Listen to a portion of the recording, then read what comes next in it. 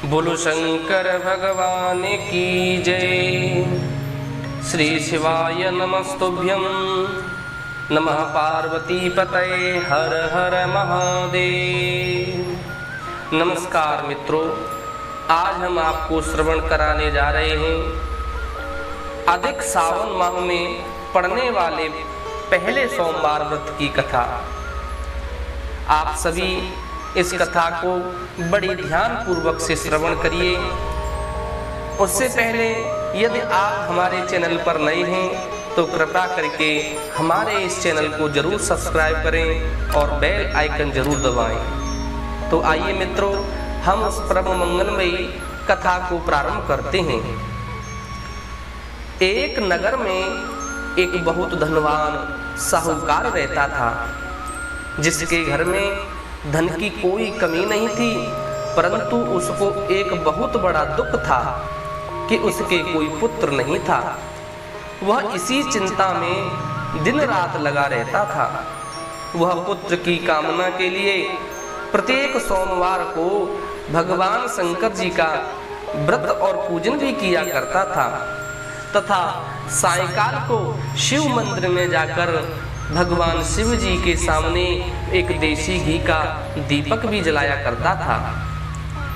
उसके इस भक्ति भाव को देखकर एक समय माता पार्वती जी ने शिव जी महाराज से कहा कि हे प्रभु, यह साहूकार आपका अनन्य भक्त है और सदैव आपका व्रत और पूजन बड़ी ही श्रद्धा भावना से करता है। आपको इसकी मनोकामनाओं को जरूर पूर्ण करना चाहिए। तब भगवान शंकर जी ने कहा कि हे पार्वती, यह संसार कर्म क्षेत्र है। जैसे किसान खेत में जैसा बीज बोता है वैसा ही वह फल काटता है, उसी तरह मनुष्य इस संसार में जैसा कर्म करता है वैसा ही फल उसे भोगने को प्राप्त होता है। पार्वती जी ने अत्यंत आग्रह से कहा कि महाराज, जब यह आपका अनन्य भक्त है और इसको अगर किसी प्रकार का दुख है तो उसको अवश्य दूर करना चाहिए, क्योंकि आप सदैव अपने भक्तों पर दयालु होते हैं और उनके दुखों को दूर करते हैं। यदि आप ऐसा नहीं करेंगे तो मनुष्य आपकी सेवा तथा व्रत क्यों करेंगे। पार्वती जी का ऐसा आग्रह देख शिवजी महाराज कहने लगे कि हे पार्वती, इसके कोई पुत्र नहीं है, इसी चिंता में यह अति दुखी रहता है। इसके भाग्य में पुत्र न होने पर भी मैं इसको पुत्र की प्राप्ति का वर देता हूँ, परंतु वह पुत्र केवल 12 वर्ष तक जीवित रहेगा। इसके पश्चात वह मृत्यु को प्राप्त हो जाएगा। इससे अधिक मैं और कुछ इसके लिए नहीं कर सकता। यह सब बातें साहूकार सुन रहा था। इससे उसको न कुछ प्रसन्नता हुई और न ही कुछ दुख हुआ। वह पहले जैसा ही शिवजी महाराज का व्रत और पूजन करता रहा।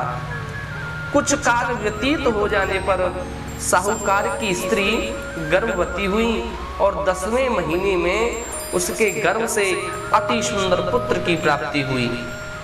साहूकार के घर में बहुत खुशी मनाई गई, परंतु साहूकार ने उसकी केवल 12 वर्ष की आयु जानकर अधिक प्रसन्नता प्रकट नहीं की और ना ही किसी को यह भेद ही बताया। जब वह बालक 11 वर्ष का हो गया तो उस बालक की माता ने उसके पिता से विवाह आदि के लिए कहा, तो वह साहूकार कहने लगा कि अभी मैं इसका विवाह नहीं करूंगा, अपने पुत्र को काशी जी पढ़ने के लिए भेजूंगा। फिर साहूकार ने अपने साले अर्थात बालक के मामा को बुला करके उसको बहुत सा धन देकर कहा, तुम इस बालक को काशी जी पढ़ने के लिए ले जाओ और रास्ते में जिस स्थान पर भी जाओ यज्ञ तथा ब्राह्मणों को भोजन कराते जाओ। वह दोनों मामा भांजे यज्ञ करते और ब्राह्मणों को भोजन कराते जा रहे थे।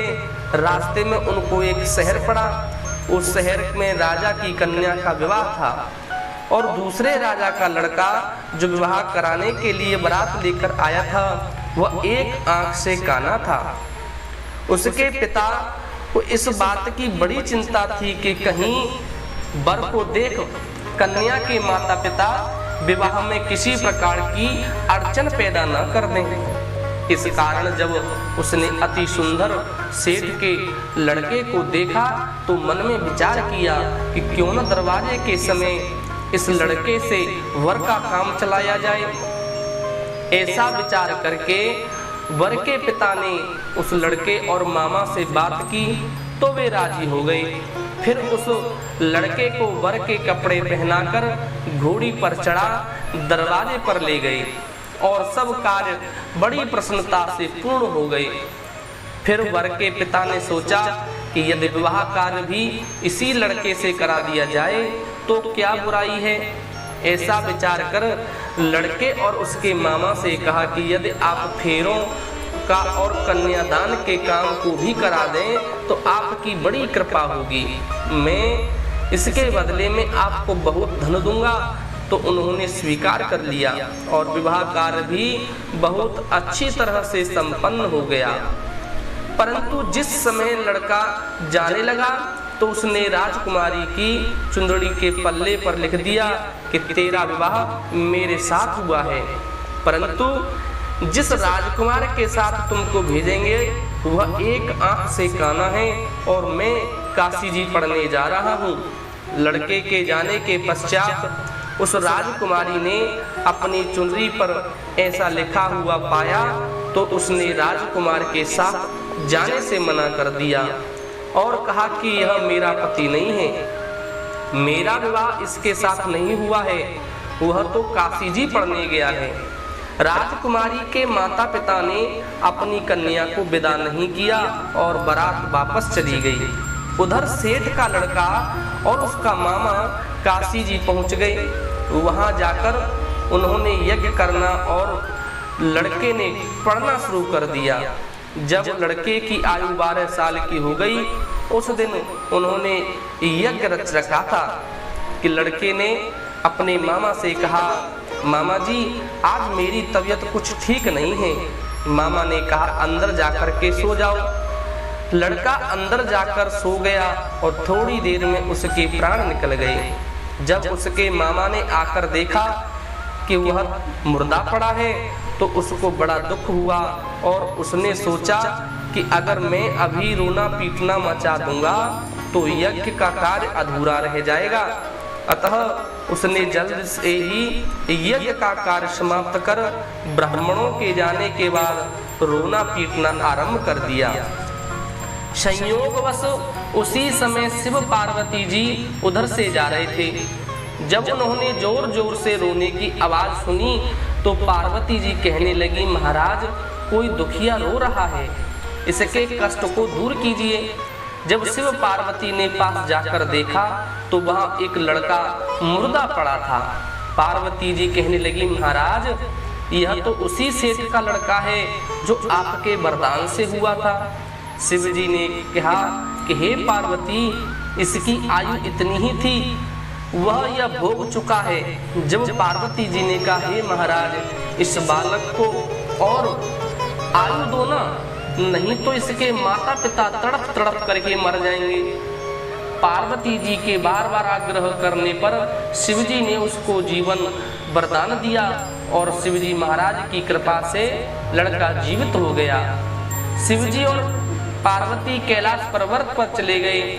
तब वह लड़का और मामा उसी प्रकार यज्ञ करते तथा ब्राह्मणों को भोजन कराते कराते अपने घर की ओर चल पड़े। रास्ते में उसी शहर में आए जहां उसका विवाह हुआ था। वहां पर आकर उन्होंने यज्ञ आरंभ कर दिया तो उस लड़के के ससुर ने उसको पहचान लिया और अपने महल में ले जाकर उसकी बड़ी खातिर की और साथ ही बहुत से दास दासियों सहित आदर पूर्वक लड़की और जमाई को विदा किया।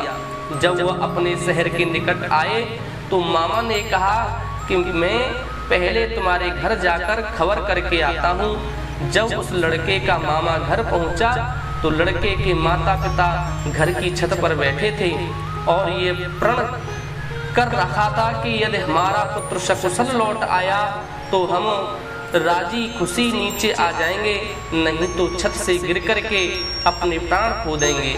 इतने में उस लड़के के मामा ने आकर यह समाचार दिया कि आपका पुत्र आ गया है, तो उनको विश्वास नहीं हुआ। तब उसके मामा ने शपथ पूर्वक कहा कि आपका पुत्र अपनी स्त्री के साथ बहुत सारा धन साथ लेकर के आया है। तो सेठ ने आनंद के साथ उसका स्वागत सत्कार किया और बड़ी प्रसन्नता के साथ रहने लगे। इसी प्रकार से जो कोई भी सोमवार के व्रत को धारण करता है अथवा इस कथा को श्रवण करता है, उसकी समस्त मनोकामना पूर्ण होती हैं। भगवान शंकर की कृपा से उसके सारे दुख दूर हो जाते हैं और भगवान की कृपा से वह धन धान्य से पूर्ण होकर के इस संसार में सभी प्रकार के सुखों को भोगकर अंत काल में वह परमात्मा के उस दिव्य धाम को प्रस्थान करता है, जहाँ से जीव कभी पुनः इस पृथ्वी लोक पर नहीं आता है। बोलो शंकर भगवान की जय।